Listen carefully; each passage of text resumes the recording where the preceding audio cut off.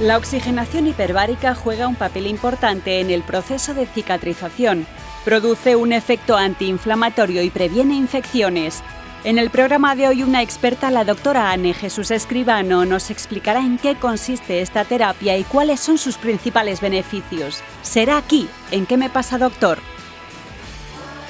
Bueno, pues lo cierto es que en esta mañana queremos tratar un asunto que se ha puesto muy de moda en todos los ámbitos, sobre todo de la mano de los pacientes, porque lo leemos con poca frecuencia, pero vemos sus soluciones. Y aquí lo importante siempre es la solución. Estamos hablando de ese recipiente hermético capaz de soportar presiones mayores a la atmosférica.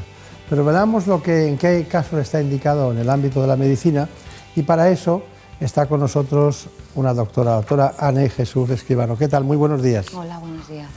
Bueno, ¿y qué tal usted? Porque usted es oncóloga, trabaja en el Hospital La Paz, pero hoy hablamos sobre este centro de medicina hiperbárica que hay en Madrid. Ustedes le llaman Centro de Medicina Hiperbárica. ¿Dónde está situado? Está en la Clínica Corners, está en la zona del Parque Las Avenidas. Bien, hay una cuestión y es la siguiente. El primer momento en que usted le dicen que la medicina hiperbárica es una rama de la ciencia que estudia cambios fisiológicos y fisiopatológicos, ¿usted piensa que eso puede ser útil o ya lo conocía de antes? Porque estamos hablando de la medicina hiperbárica, empieza en el siglo XIX. Ya, efectivamente, ¿no? La medicina hiperbárica pues lleva más de 3 siglos de evolución, ¿no? Al principio se utilizaba como para tratamiento de las enfermedades disbáricas de los buceadores. Esto fue en el siglo XIX. Pero posteriormente ya se empezó a utilizar para tratamiento de enfermedades que cursaban con hipoxia, con falta de oxígeno a nivel de los tejidos. Entonces, por ejemplo, para úlceras que no curaban, para cicatrices o para heridas que no cicatrizaban, y la verdad, al ver los buenos resultados que se obtuvieron, pues empezó a multiplicar el número de cámaras hiperbáricas. Pero la verdad es que durante muchos años también la medicina hiperbárica se ha considerado una medicina alternativa, y esto es porque se ha utilizado sin mucho rigor científico.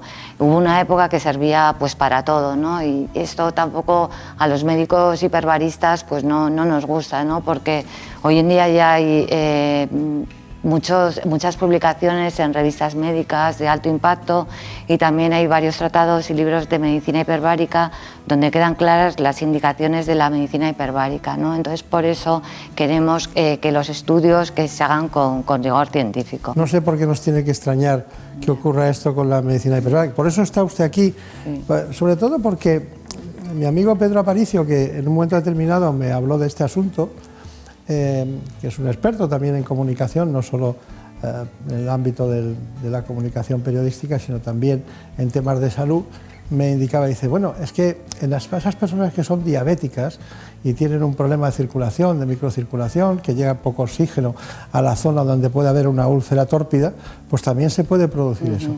Y realmente todo lo que es complementario del principal, que es la insulina o el tratamiento antidiabético, lo vemos como una cuestión menor, y resulta que al final el proceso es un proceso localizado que ayuda al principal, que es el torrente circulatorio. Dígame, desde que ustedes están instalados, ¿cuáles serían las patologías más frecuentes que ven, que yo voy a tomar nota para luego repasarlas? Bueno, las patologías más frecuentes son, bueno, aparte de los accidentes de los buceadores, que en nuestra clínica, por supuesto, no tratamos, son las úlceras del pie diabético, o otro tipo de úlceras, aunque no sea pacientes diabéticos. También estamos haciendo un estudio investigacional sobre el síndrome del miembro fantasma. El síndrome del miembro fantasma es la percepción que tiene... Luego lo analizamos, pero vale. Es que quería saber el se catálogo para luego ir uno por uno. Perdóneme, dígame, síndrome del miembro fantasma, luego analizamos qué es, ¿cuáles son las demás? Pues también las intoxicaciones por monóxido de carbono, también se trata la toxicidad de de los tratamientos producidos por radioterapia. Pero es verdad que hoy en día esta toxicidad prácticamente no existe porque las técnicas de tratamiento han evolucionado muchísimo, ¿no? Entonces es más bien pacientes tratados hace décadas con otras técnicas, ¿no? Entonces también tratamos pues cistitis rádicas, necrosis de la mandíbula, necrosis del cartílago laríngeo. Bueno, la patología es muy variada. Claro. La Sociedad Americana y la Sociedad Europea tienen aprobadas 13 indicaciones de tratamiento en cámara hiperbárica.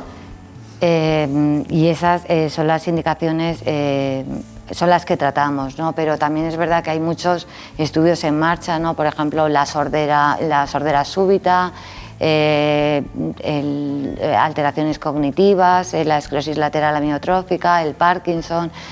No sé, son enfermedades que se están estudiando, ¿no? Y que el día de mañana podremos ver si de verdad es eficaz el tratamiento en cámara hiperbárica o no. Hemos seguido nosotros su centro y hemos estado estudiando la medicina hiperbárica, y para todos ustedes les hemos presentado este informe que es claro, conciso y concreto y va al centro de gravedad de lo que nos decía nuestro amigo Pedro Aparicio. Ya lo verán.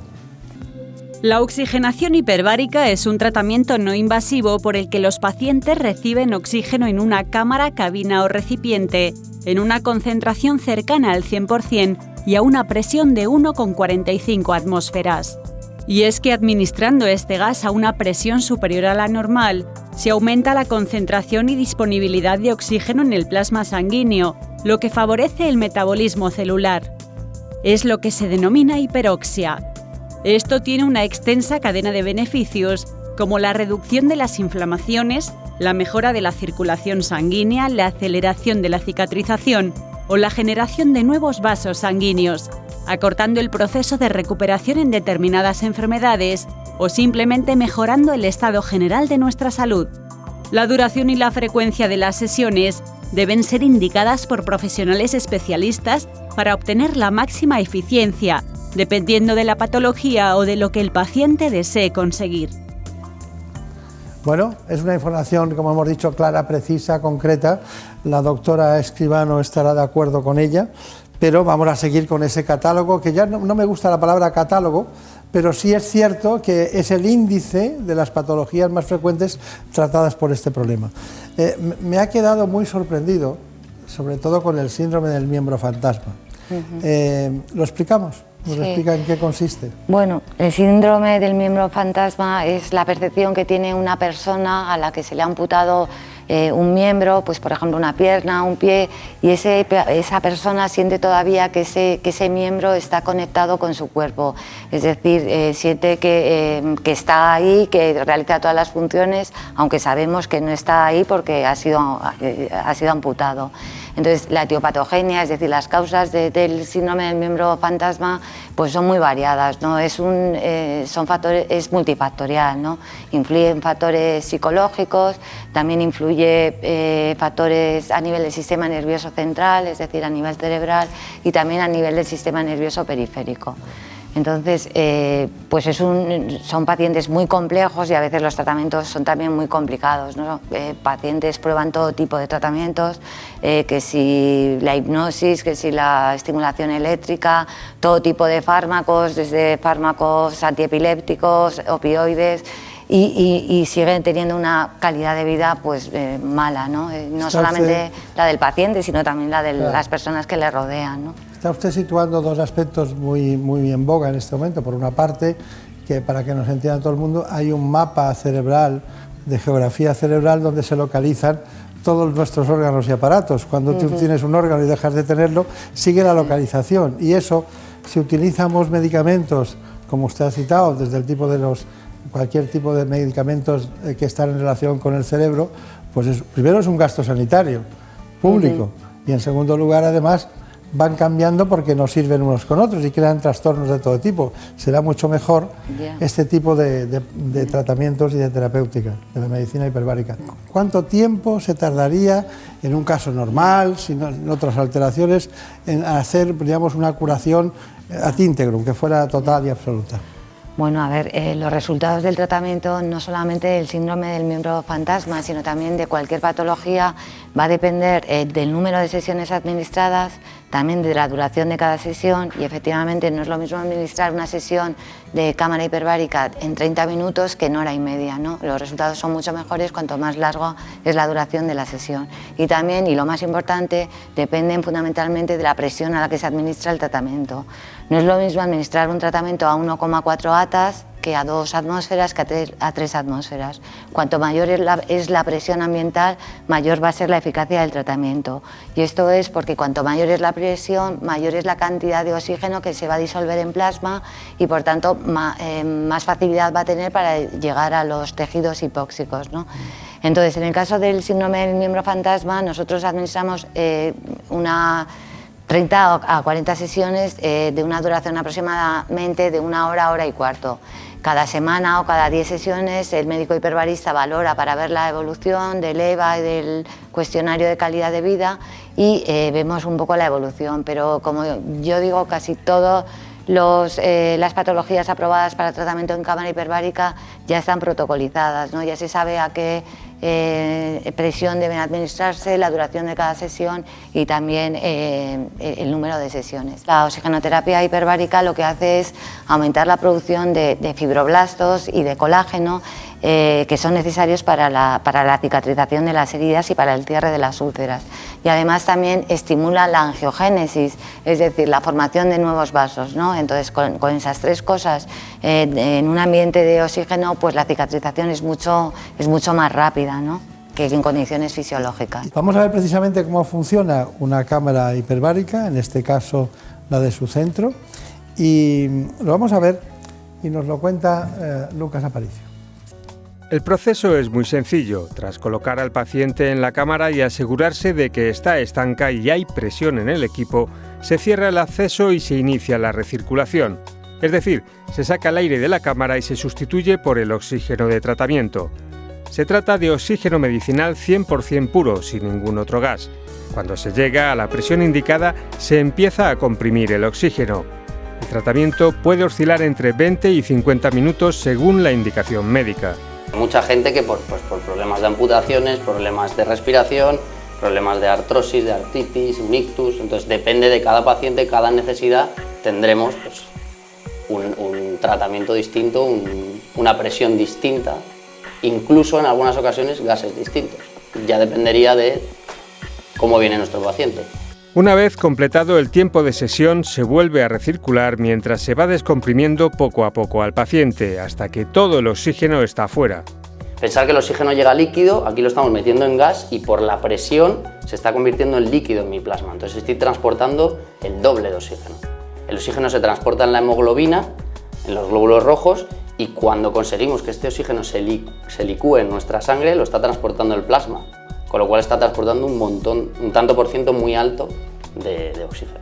La cámara hiperbárica se utiliza para múltiples patologías: regeneración de tejidos en grandes quemados, cicatrización, pie diabético, artritis, artrosis y también el llamado síndrome del miembro amputado. Hay gente que la utiliza para dormir. Hay deportistas, por ejemplo, que utilizan esto es hiperbárica, utilizan hipobárica, que es restarle oxígeno para que el cuerpo produzca más glóbulos rojos y salgas al partido, el deporte que vayas a practicar con mucha más energía. Este es el caso de Noemí, a quien la medicina hiperbárica ha cambiado la vida. Con tan solo 22 años, un accidente de tráfico le provocó la amputación traumática del brazo izquierdo. Durante 12 años ha sufrido el llamado síndrome del miembro fantasma, con dolores constantes y muy intensos, hasta que oyó hablar de este tratamiento. Las personas amputadas que padecemos este síndrome, lo que sucede es que se manifiestan de forma dolorosa, normalmente en el 80% de los casos. Entonces, eso me lleva a que tenga problemas de dolores en cada cambio de clima, cuando viajo, el cambio de presión, el cambio de estación, cualquier cosa te conlleva a dolor. He probado de todo, he probado 1000 tratamientos, parches de morfina, incluso me sometí a una operación para ponerme un neuroestimulador, el cual no me fue bien. Tuve muchos problemas con el neuroestimulador, casi me cuestan la vida y realmente descubrir esto ha sido abrirme las puertas de la vida. Yo lo recomiendo al 100%, totalmente. Yo, en las poquitas sesiones que llevo, yo estoy experimentando cosas que en 12 años no he experimentado. Una de las ventajas también de la oxigenoterapia hiperbárica, que no la he dicho y que me parece muy importante como oncóloga, es que un porcentaje de los fracasos del tratamiento con radioterapia y con quimioterapia es debido a la hipoxia tumoral, es decir, a las células tumorales que no tienen oxígeno. Esas células son mucho más resistentes al tratamiento con radioterapia y con quimioterapia. Entonces, potenciando, es decir, superoxigenando estas células podría también beneficiarse del tratamiento en cámara hiperbárica. Esto lo digo porque ya hay también en España varios grupos que están investigando en ello, ¿no? Tienen en su servicio de oncología radioterápica una cámara hiperbárica, meten al paciente, recibe una sesión de cámara hiperbárica y a los 15 o 20 minutos recibe la sesión de radioterapia. Con esto se supone que el tumor va a estar hiperoxigenado. Bueno, doctora Escribano, ¿cuál es su conclusión? Brevemente, por favor. Bueno, la conclusión que puedo decir es que el tratamiento en cámara hiperbárica puede ser eficaz fundamentalmente en aquellas enfermedades que cursen con hipoxia, ¿no? Como las úlceras diabéticas, el pie diabético, recuperación rápida en el deporte. Bueno, es que no puedo concluir brevemente porque es muy extenso, ¿no?, el tema, y son muchas patologías, sí.